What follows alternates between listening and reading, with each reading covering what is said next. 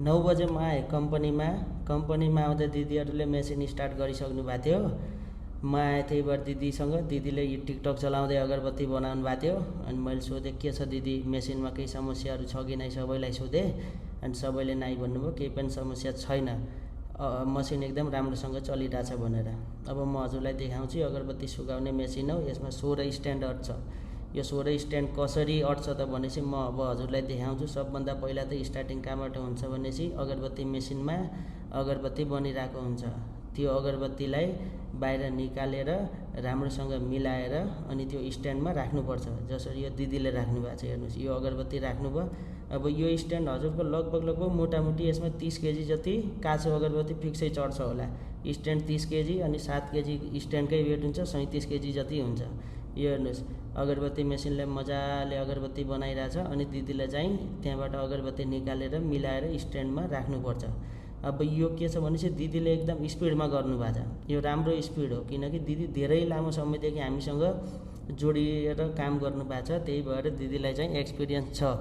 अनि त्यही भएर चाहिँ सबैले त्यो स्पिडमा गर्न सक्दैनन्। अब हेर्नुहोस् स्ट्यान्ड भरिसकेपछि यसरी हामीले बाहिर लग्छौँ। अनि बाहिर लगेर अघि नै मैले हजुरलाई मेसिन देखाएको थिएँ, जुनमा 16 स्ट्यान्डहरू राखेको थियो, त्यो स्ट्यान्डमा राख्नुपर्छ।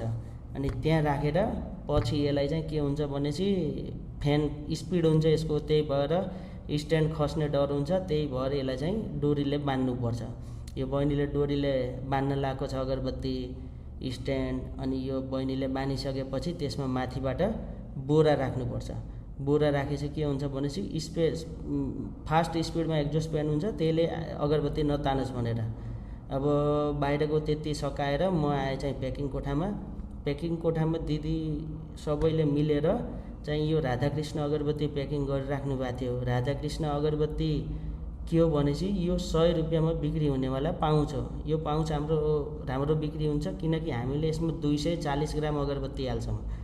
नेपालमा कुनै पनि अगरबत्ती कम्पनीको 240 ग्राम एमआरपी 100मा छैन, हाम्रो मात्रै छ। सबैले थोरै नै हाल्छन्, 180 हुन्छ, 200 को हाराहारीमा हुन्छ, तर 240 चाहिँ कसैको पनि हुँदैन। हामीले चाहिँ एकदम धेरै हाल्छौँ, लो प्रफिट मार्जिनमा काम गर्छौँ, माल तर बढी बेच्छौँ। हाम्रो टार्गेट के हुन्छ भनेपछि कस्टमरलाई पनि राम्रो प्रोडक्ट र धेरै पाउनु पर्यो। त्यति गर्दा 1 बजे खाना खाने टाइम भयो, दिदीहरू जानुभयो, सबैजना खाना खान जानुभयो। अनि म चाहिँ अब के गर्ने भनेपछि त म पेकिङ कोठातिर आएँ। अनि मैले त्यो पेकिङ गरेको जुन दिदीहरूले राधाकृष्ण अगरबत्तीमा अगरबत्ती भरेर राख्नु भएको छ, त्यसलाई चाहिँ म सिल गर्नेतिर लाएँ। अब यसमा के हुन्छ, एक साइडबाट खुल्ला हुन्छ, त्यहाँबाट हामीले अगरबत्ती हाल्छौँ, अनि पछि त्यसलाई चाहिँ सिल गर्नुपर्छ। अब यो सिलिङ मेसिनमा सिल भइरहेछ। यो सिलिङ मेसिन के हो भनेपछि त यसमा के हुन्छ भनेपछि हिटर हुन्छ, त्यो हिटर अन गर्नुपर्छ। त्यो हिटर अन भयो भने तात्तिन्छ, अनि तात्तिएर यो प्लास्टिकलाई चप्काउँछ। हेर्नुहोस् कति मजाले चल्छ। हेर्नु त यो सिल गर्न चाहिँ एकदम मजा आउने काम हो। यसमा चाहिँ एकदम मजा आउँछ। यसरी मस्त मजाले आरामसँग यो सिल हुन्छ। सिल भइसकेपछि यसलाई के गर्छौँ भनेपछि हामीले कार्टुनमा भरिदिन्छौँ। 100 प्याकेट गनेर कार्टुनमा भर्छौँ। यो सिलिङ मेसिन पनि खासै महँगो हुँदैन। हजुरहरूले नि कतै केही व्यापार गर्नु भएको छ भने यो मेसिन प्रयोग गर्नु होला। यो मेसिन चाहिँ एकदम राम्रो हुन्छ। हुन त चाइनिज मेसिन हो, तर त्यही पनि राम्रो मेसिन छ यो। यसमा केही पनि लामो समयदेखि हामीले चलाइरहेछौँ, खासै केही समस्या आउँदैन। अब यति गर्दा दिदीहरू खाना खाएर आइसक्नुभयो। अनि दिदीहरू फेरि लाग्नुभयो पेकिङतिर, त्यही राधाकृष्ण प्याकेट बनाउन लाग्नुभयो। मैले चाहिँ जुन सिल गरेर राखेको थिएँ अगरबत्ती, त्यो अगरबत्तीमा म चाहिँ प्याकेट भन्नाले कार्टुनमा भर्न थालेँ। कार्टुनमा भरेर मैले चाहिँ प्याक गरेर राख्न थालेँ।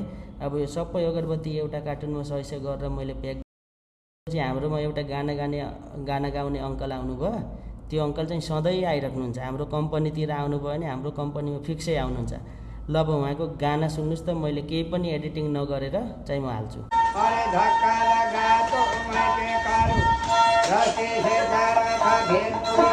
डबर भाइ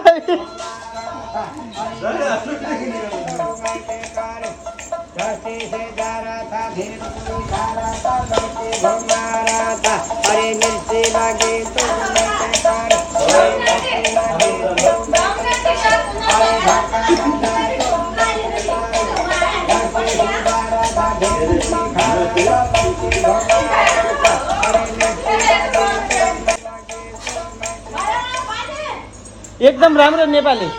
चारी बानैमा हिजोको मायालाई राखे मानैमा मायासँग 2 दिन नहुँदा बिरामी। हजुर सर। 2टा गाना गाइसकेपछि मैले 100 रुपियाँ दिएँ।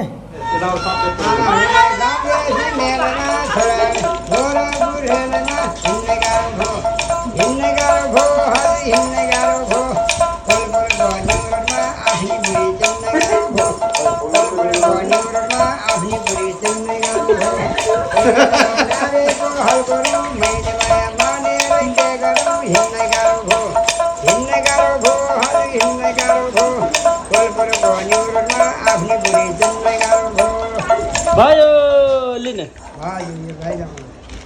भगवानको नाममा बत्ती बालेर